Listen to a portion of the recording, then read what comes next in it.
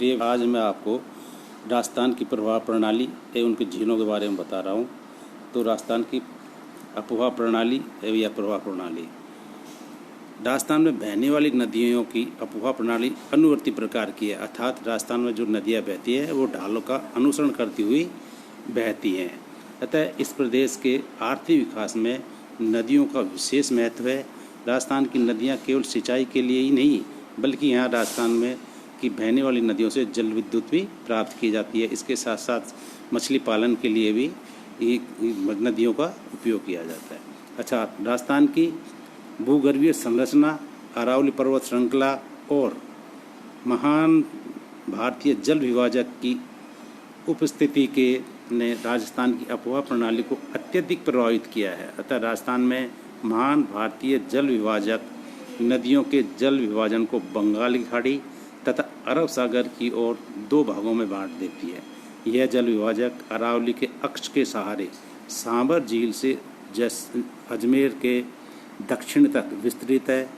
यहाँ से दक्षिणी पश्चिम की ओर ब्यावर के से कुछ ही किलोमीटर पहले तथा उदयपुर शहर से दक्षिण व पश्चिम की दिशा में अग्रसर होने से पूर्व देवगढ़ और कुशलगढ़ की ओर मुड़ जाती है।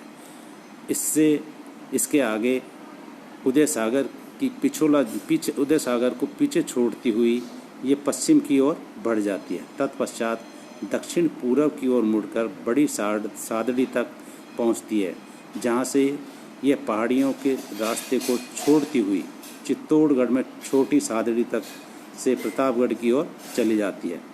अरावली पर्वत के पश्चिम और दक्षिणी भाग की नदियां अरब सागर की ओर बहती हैं। इन नदियों में लूनी, सूकड़ी, बनास, साबरमती और माही मुख्य हैं। इन नदियों में वर्षा ऋतु में अधिकांशतः मौसमी जलधाराएं आकर बहती हैं। इन जल विभाजक के पूर्व पार्श्व पर बनास नदी अपनी मुख्य सहायक नदियों जैसे खारी, मौसी, मोरेल के साथ बाईं तरफ बहती है। राजस्थान की अपवाह प्रणाली की मुख्य विशेषता यह है कि राज्य के लगभग 60.2% क्षेत्र में आंतरिक अपवाह प्रणाली पाई जाती है।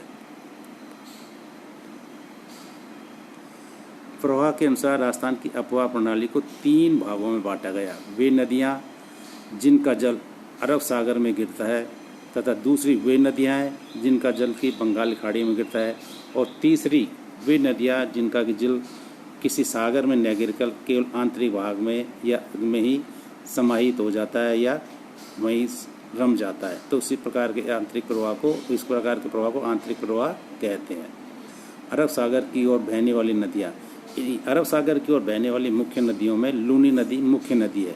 लूनी नदी राजस्थान के बागड़ प्रदेश की एक महत्वपूर्ण नदी है, जो अजमेर के आना सागर से निकलकर लगभग 32 किलोमीटर की दूरी तक दक्षिण पश्चिम तक बहती है तथा जोधपुर, बाड़मेर और जालोर आदि आर्द्र व शुष्क क्षेत्रों से गुजरती हुई इसकी कुल लंबाई 320 किलोमीटर तथा अपवाह क्षेत्र 34,466 वर्ग किलोमीटर है। इस नदी के अंतर्गत राजस्थान के समस्त अपवाह क्षेत्र का लगभग 10.40% भूभाग सम्मिलित किया जाता है, जिस पर यह प्रवाहित होती है। इसकी सहायक नदियां निम्न हैं, जैसे कि लालरी, गुइया, बाड़ी, सूकरी, जवाई, मीठड़ी, सरस्वती, जोजरी और सागाई नदी मुख्य हैं। लूनी नदी का जल बालोतरा तक मीठा रहता है तथा इसके पश्चात इसका जल खारा हो जाता है। तथा दूसरी मुख्य नदी है माही नदी। यह नदी मध्य प्रदेश के मऊ के निकट से निकलती है तथा यह उत्तर की ओर बहने के पश्चात खाटू के निकट राजस्थान के दक्षिण भाग में स्थित बांसवाड़ा जिले में प्रवेश करती है। यह नदी नरवाली तक बहने के पश्चात दक्षिण पश्चिम दिशा की ओर लगभग 576 किलोमीटर बहने के बाद खंबात की खाड़ी में गिर जाती है। इसके अपवाह क्षेत्र 16,551 वर्ग किलोमीटर क्षेत्र में है, जो कि राज्य के कुल अपवाह क्षेत्र का 4.80% है।